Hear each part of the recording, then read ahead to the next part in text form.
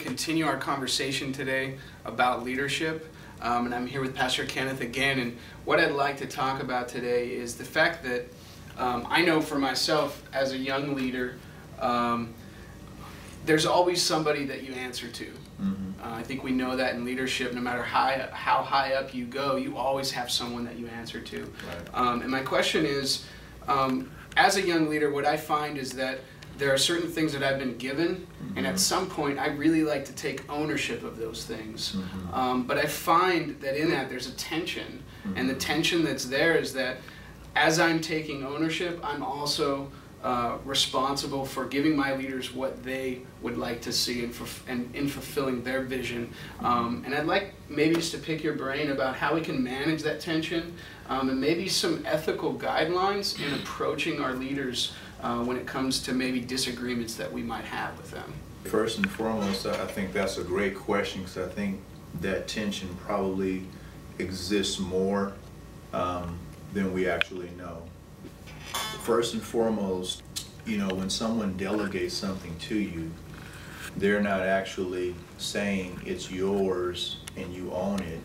They're saying it's yours so you can carry out the purpose of the task, the assignment, the project, and they're actually, in essence, entrusting you with something that actually they've been entrusted with. Oh, that's good. And so you have to take it as, yes, it's mine, this has been given to me, but the ownership comes with the responsibility of the task being done, not the actual ownership in terms of origin.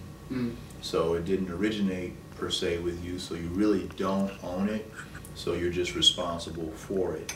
And yet you should treat it like it's yours, because you have to answer for it. When somebody puts something in your hands, you can't say, no, I don't have it, I don't ever remember getting it.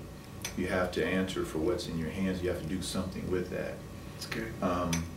So I think that yes, you own it, but you don't own it to the point of this belongs to me and I'm not answerable to anyone about it, because you've been given a responsibility, not the actual ownership, because you're not the originator of it.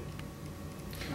As it relates to ethical guidelines, when somebody doesn't agree, I think every leader can appreciate the fact that someone on his or her team can come to them and candidly talk to them about something. But I think one of the things about that actual thing taking place is the kind of culture that leader creates on his or her team.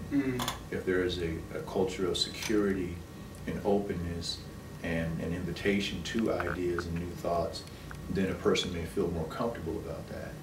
If there is a matter of harshness and closed-mindedness and just like it's this way, my way, or the highway kind of a thing, then I think people feel a little apprehensive about bringing new ideas to the table.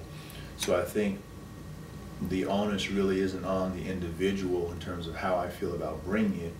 I think the individual has to realize the culture of the team and the organization, and is this something that if I bring it will actually even be considered. Got it. Very good.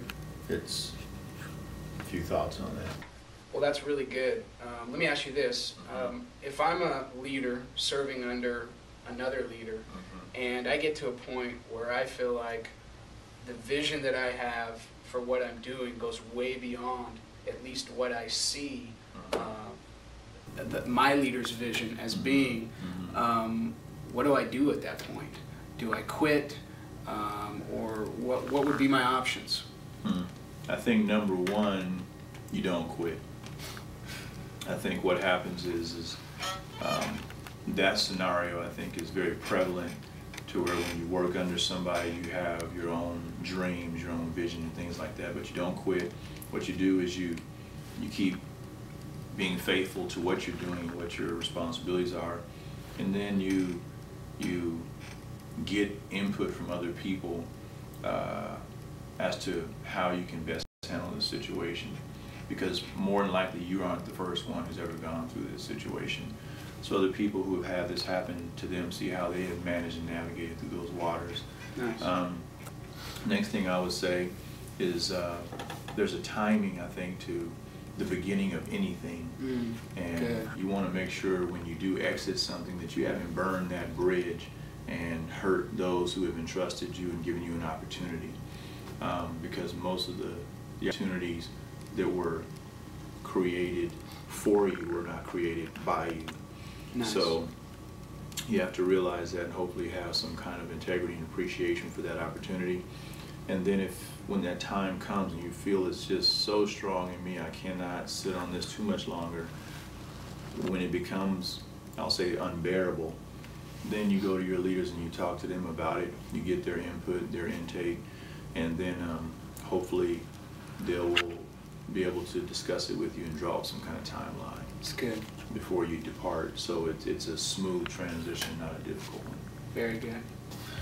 Well, very, very good. Thank you for answering those questions. I really appreciate it. And thank you guys just for tuning in again. We'll see you next time.